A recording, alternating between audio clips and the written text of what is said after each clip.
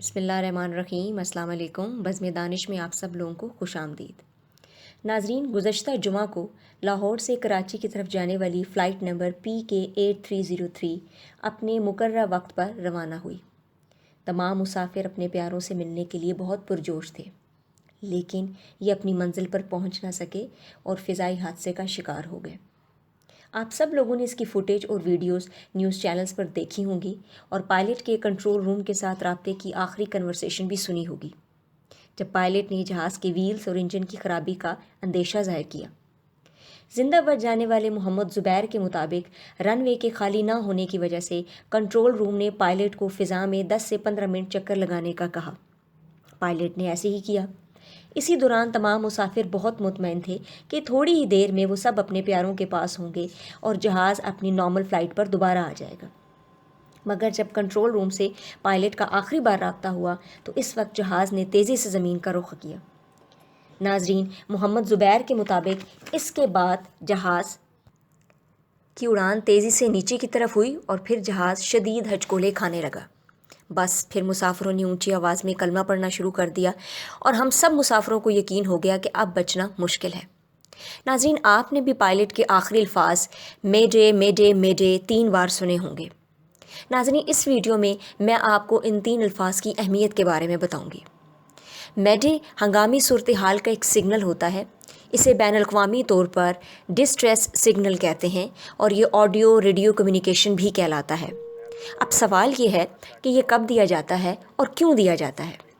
ناظرین، جب ہوائی جہاز، بحری جہاز، آبدوز کسی خطرناک صورتحال میں پھنس جائیں اور انہیں کوئی اور حل نظر نہ آ رہا ہو تو تب کنٹرول رومز کو یہ اطلاع دی جاتی ہے کہ اب حالات کرو ممبرز یعنی پائلٹس کے اختیار میں نہیں ہے اور اب کچھ بھی ہو سکتا ہے۔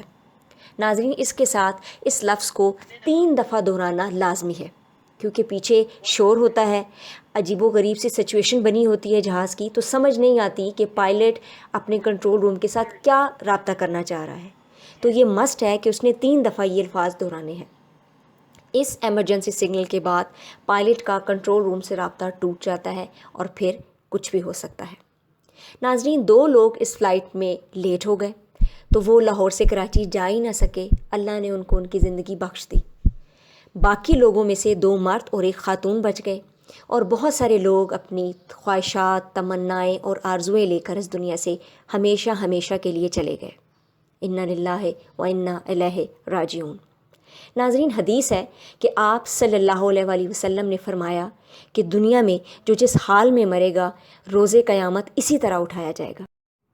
یعنی جو لوگ اس فلائٹ میں روزے دار تھے وہ روز قیامت روزے کی حالت میں ہی اٹھائے جائیں گے۔ یہ ان کی خوش نصیبی کی موت تھی۔ یہاں مجھے شیخ سعدی کی ایک حکایت یاد آ گئی کہ ایک دفعہ ایک شخص نے حضرت عزرائیل علیہ السلام سے کہا کہ جب آپ میری روح قبض کرنے آئیں تو مجھے بتا کر آئیے گا تاکہ میں کچھ تیاری کر لوں۔ کچھ عرصہ گزرا تو حضرت عزرائیل علیہ السلام اس کی روح قبض کرنے آ گئے۔ اس شخص نے حضرت عزرائیل سے کہا کہ میرے اور آپ کے درمیان تو یہ طے پایا تھا کہ آپ مجھے بتا کر میری روح قبض کریں گے تاکہ میں تھوڑی تیاری کر لوں۔ تو حضرت عزرائیل نے بہت خوبصورت جواب دیا۔ انہوں نے کہا، میں نے تمہاری بستی میں سے چند روز قبل اتنے لوگوں کی روحیں قبض کی ہیں، کیا یہ تمہارے لیے اشارہ نہیں تھا؟ تم تو سمجھے ہی نہیں۔ ناظرین، یہ ہمارے لیے بھی ایک اشارہ ہے۔ رب کریم کا عندیہ ہے کہ تمہاری ساری پلاننگ دھری کی دھری رہ جائیں گی جب موت کا فرشتہ تمہارے سر پر آ پہنچے گا۔ ہمیں اس واقعے سے سبق لینا ہے اور آخرت کے لیے اپنی تیاری مکمل رکھنی ہے۔ روز و شب کے میلے میں غفلتوں کے مارے ہم بس یہی سمجھتے ہیں جس کو ہم نے دفنایا صرف اسی کو مرنا تھا۔ اللہ اس حادثے کا شکار ہونے والے لوگوں کو جنت الفردوس میں جگہ دے اور ہم سب کو ایمان کی سلامتی عطا کرے۔ اپنا بہت سارا خیال رکھیے گا۔ اللہ حافظ۔